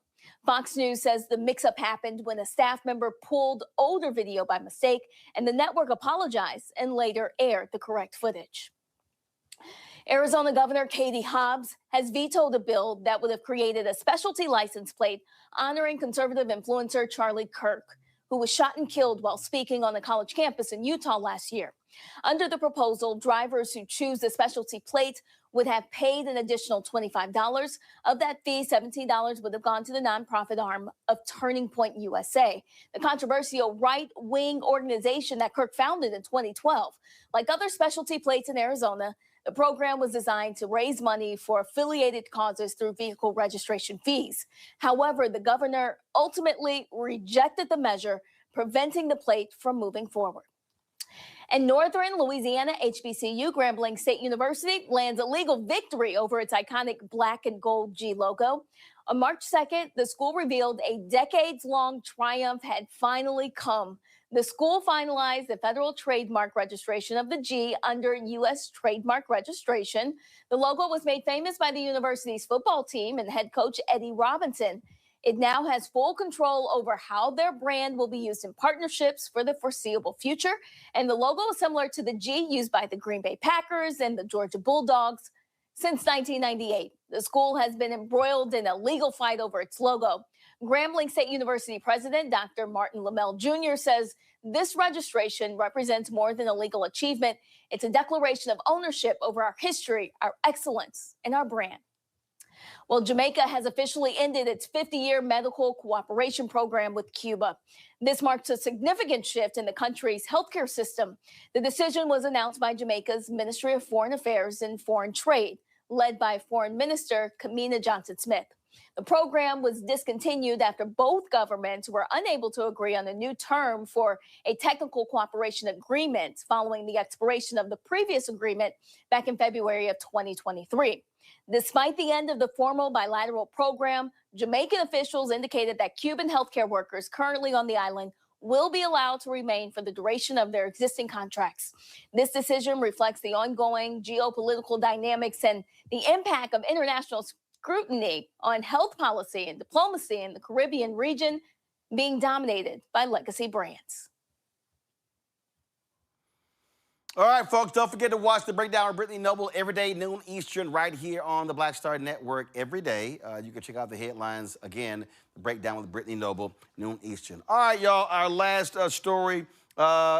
Elections have consequences in Virginia. They like, yo, y'all ain't gonna be lying about January 6th. The bill passed 2119, mandating in Virginia that y'all can't be making up stuff about January 6th. They gotta actually teach the truth about what happened on that particular day. It was sponsored by Virginia State Delegate Democrat Dan Helmaris. The whole goal is to combat false statements by MAGA defending the attack on the nation's capital. Schools cannot portray the January 6th attack as a peaceful protest or suggest that widespread election fraud changed the outcome of the 2020 election. The measure says that school instruction must, quote, describe the January 6, 2021 insurrection at the United States Capitol as an unprecedented violent attack on United States democratic institutions, infrastructure, and representatives for the purpose of overturning the results of the 2020 presidential election. See, that's what happens, Ome Congo, when you get the power. Republicans keep doing that. Well, guess what? Democrats like, yo, we got the power. We're going to do the same thing. Absolutely. And I need more of that. I need more of that energy, especially coming up, right now with the 250 and everything that Trump's doing, including putting his face on U.S. flags that are going to be produced. People have to take control of the narrative. They just put up the plaque 3 years after the fact, the Senate, honoring the people, the Capitol police officers. They did it at 4 a.m. on a Saturday morning, right, to make sure that nobody could see it. This is the part of reclaiming history that's going to be necessary. But it's also sad at the same time because it's like history repeating itself. We grew up learning about, slavery one way, and in the South, as you know better than anyone, Roland, they were calling it the peculiar institution, and, South shall rise again. So it's unfortunate that we have these dual narratives in America, as we always have. But I need more of this energy from Democrats as they take more power so we can have more control in this narrative.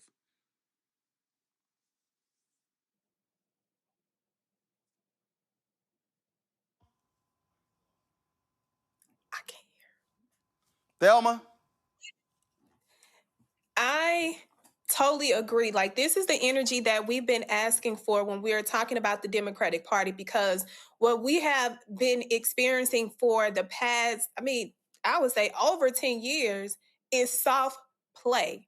We don't want that soft play. When you have the power, you have the numbers, what are you playing soft for? We need more of other states and municipalities and cities to take notice. This is what we are asking for.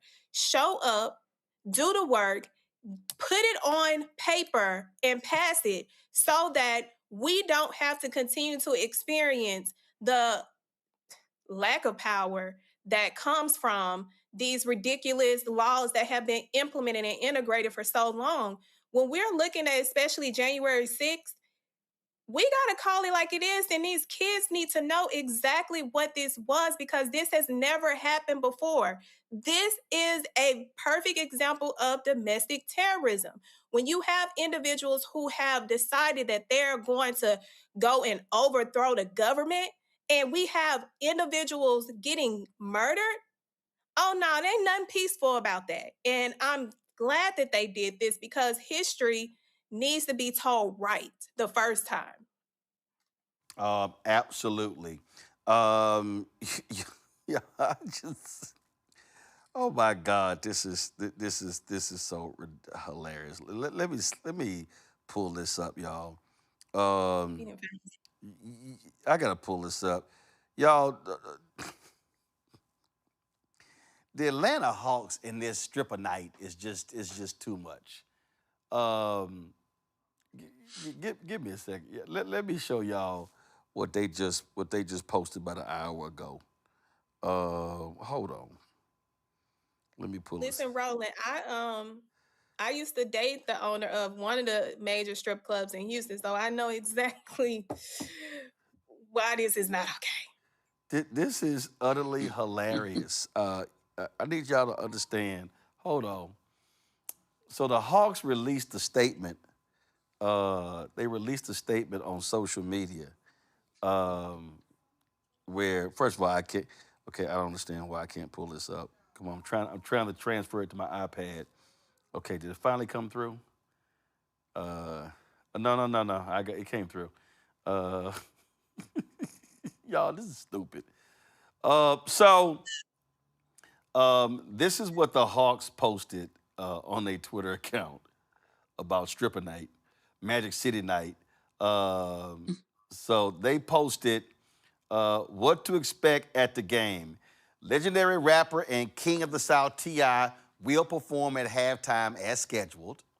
The limited edition peach tree themed hoodie will no longer be available for purchase at the game on March 16th.